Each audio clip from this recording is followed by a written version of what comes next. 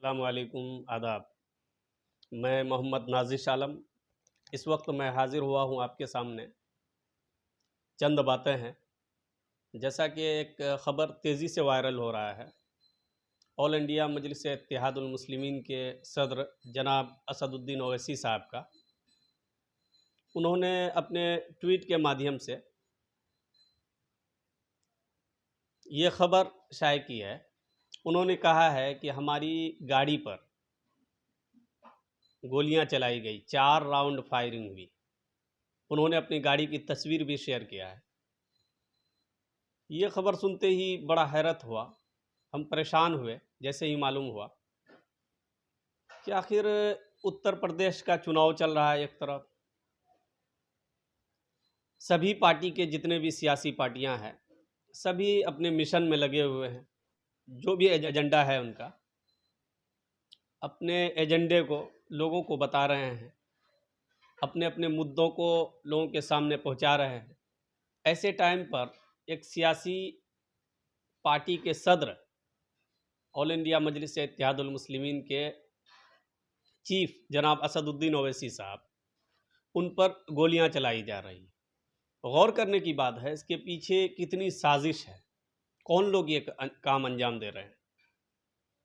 हमारा ये वीडियो बनाने का मकसद सिर्फ यही है कि हम लोगों को बता सकें कि आज के इस 2022 में, यानी 21वीं सदी में, पूरे हिंदुस्तान में, अगर हम जहाँ तक समझ रहे हैं, पूरे हिंदुस्तान में तने तनहा एक शख्स है जो खुलकर संविधान की बात कर रहा है।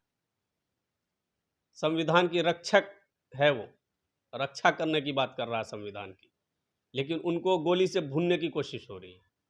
कौन है वो शख्स? उसी उत्तर प्रदेश में 100 सीट का चुनाव लड़ने की बात हो रही थी, एक वावेला खड़ा हो जाता है कि हैदराबाद से एक पार्टी चलकर आई है, उत्तर प्रदेश में 100 सीट पर चुनाव लड़ने की बात कर रही है। सभी लोग एक तरफ विरोध कर रहे हैं और दूसरी तरफ उसी उत्तर प्रदेश में 400 सीट पर चुनाव जो लड़ रहे हैं उस पर कोई सवाल नहीं। 100 सीट पर चुनाव लड़ रहे हैं तो गोली चलने की नौबत आ गई। यानी एक शख्स अगर मुसलमानों की बात कर रहा है, दलितों की बात कर रहा है, पिछड़ों की बात कर रहा है, वंचितों की बात कर रहा है, तो उस पर गोलियां चलाई जा रही हैं। सवाल खड़ा होता है कि जिसके साथ जुल्म होगा, जिसके साथ इंसाफ नहीं होगा, बात तो उसकी होनी चाहिए। उन्हीं की बात वो कर रहे हैं तो लोग कहते हैं सिर्फ मुसलमानों की बात कर रहे हैं, सिर्फ दलितों की बात कर रहे हैं। हिंदुस्तान में तो सभी जाति के लोग हैं, सिर्फ मुस्लिम और दलित की बात क्यों कर रहे हैं? सवाल है कि जुल्म और नाइंसाफ़ी जिसके साथ होगी, बात तो उसी पर होगी ना। आज एक शख्स अगर संविधान का रक्षक के तौर पर खड़ा हुआ है तो उस पर गोलियां चलाई जा रही, उनको डराया और धमकाया जा रहा है। इसलिए हमारा ये वीडियो बनाने का एक मकसद ये भी है कि आज हम सबको उसके साथ खड़े रहने की ज़रूरत है। उनको ये एहसास दिलाना है कि आप तनहा नहीं हैं, आपके साथ भी बड़ी तादाद में लोग हैं, हिंदू और मुस्लिम सब आपके साथ। चुनाव लड़ना एक मुकद्दर का फैसला होना है, ये जनता चुनेगी। कि वही असदुद्दीन ओवैसी साहब जब बिहार चुनाव 2015 में आए थे, तब लोगों ने उनको कहा था क्यों आ गए, बीजेपी का एजेंट बन के आ गए। लेकिन उन्होंने अपनी मेहनत की, किसी के कहने की कोई परवाह नहीं किया और उन्होंने अपनी मेहनत जारी रखा। आखिरकार ये हुआ कि 2015 में नहीं होकर 2020 में उन्होंने कुछ हद तक कामयाबी हासिल की। इसी तरह बंगाल में गए, लोगों ने कहा कि नहीं, इनको आने की ज़रूरत नहीं, क्यों आ गए चलकर। फिर भी उन्होंने मेहनत की, लेकिन लोगों ने उनको नकार दिया। उसी उत्तर प्रदेश में उन्होंने चुनाव लड़ा 2017 में, तब जनता ने उन्हें स्वीकार नहीं किया। तो कोई भी सियासी पार्टी अपनी पार्टी को बढ़ाने के लिए किसी भी स्टेट में जा सकता है, सबका अधिकार है। लेकिन उसी उत्तर प्रदेश में आम आदमी पार्टी चुनाव लड़ रही है, किसी का कोई ऑब्जेक्शन नहीं। कांग्रेस पार्टी सभी सीट पर चुनाव लड़ रही है, क्या पोजीशन उसका है सबको मालूम है, किसी को कोई फिक्र नहीं है इसकी। सिर्फ इसी को बीजेपी का एजेंट बता रहे हैं। खैर, ये बात अपनी जगह है, सियासी इख्तलाफात अपनी जगह है, लेकिन किसी एक सियासी पार्टी अपनी पार्टी को बढ़ाने के लिए किसी स्टेट में जा रहा है तो उन पर गोलियां चल रही है। कौन है इसका जिम्मेदार? कौन हो सकता है इसका जिम्मेदार? आज अगर उत्तर प्रदेश में भारतीय जनता पार्टी की सरकार है, उसको जवाब देना पड़ेगा। ये क्यों ऐसा हो रहा है? सभी पार्टी है, किसी पार्टी के किसी रहनुमा के साथ ऐसा हुआ है क्या? अफसोस होता है।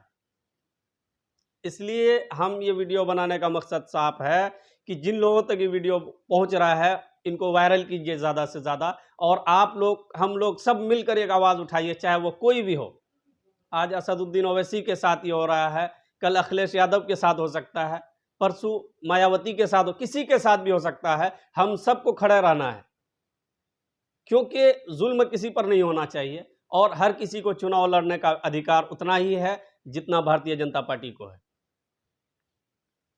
आज अगर हम इसके साथ खड़े नहीं होंगे, कल किसी को कैसे हिम्मत होगी कि इस हिंदुस्तान में संविधान की बात करेगा और संविधान की रक्षा की बात करेगा। इसलिए जहां तक हमारा ये वीडियो पहुंच रहा है तेजी से वायरल कीजिए, उनके साथ खड़े रहिए और कहिए कि जिन लोगों ने ये हरकत की है उन पर सख्त से सख्त कार्रवाई होनी चाहिए। उनकी पहचान होनी चाहिए कि कौन शख्स ये है, किसके इशारों पे ये काम कर रहे हैं।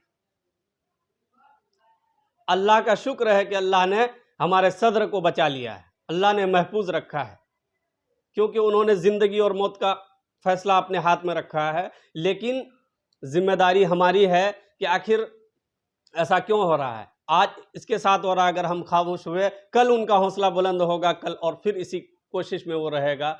कल न परसों यानी एक दिन हम अपने कायद को खो देंगे, अल्लाह ना करे ऐसा हो। इसलिए हम सबको आज खड़ा होना चाहिए और कहना चाहिए कि कौन है वो जालिम, उसको सख्त सख्त सजा दिलवाना है। बड़ा सदमा होता है, अफसोस होता है, ऐसे ऐसे लोग हैं कितने बुज़दिल हैं, मुकाबले करने की इनके पास हौसला नहीं है, मुकाबला नहीं कर सकते हैं, तो यानी इनका लॉजिक का कोई जवाब नहीं इनके पास। इस तरह की हरकत से यही ना पता चलता है कि इनके पास इनके तर्क का, इनके लॉजिक का कोई जवाब नहीं है। सिर्फ और सिर्फ ये है कि अगर तुम इंसाफ की बात करोगे तुमको डराया जाएगा, तुम नाइंसाफ़ी के खिलाफ लड़ाई लड़ोगे तुमको गोली से भून दिया जाएगा। ये कब तक चलेगा? इसलिए हम और आप जितने भी लोग इंसाफ पसंद है, हम चाहते हैं इस वीडियो को भी शेयर कीजिए और अपने आवाज़ में जहां तक हो सके ये आवाज़ लगाइए। हो सके तो सड़कों पर उतरिए कि उन जालिमों को सख्त सख्त सज़ा मिलनी चाहिए।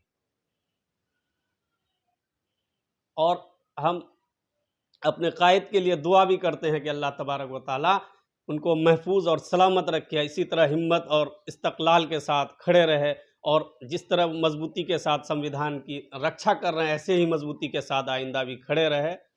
और आपका ऐसा ही सहयोग रहा तो इंशाअल्लाह ऐसा ही वीडियो हमारा आएगा। ठीक है, शुक्रिया।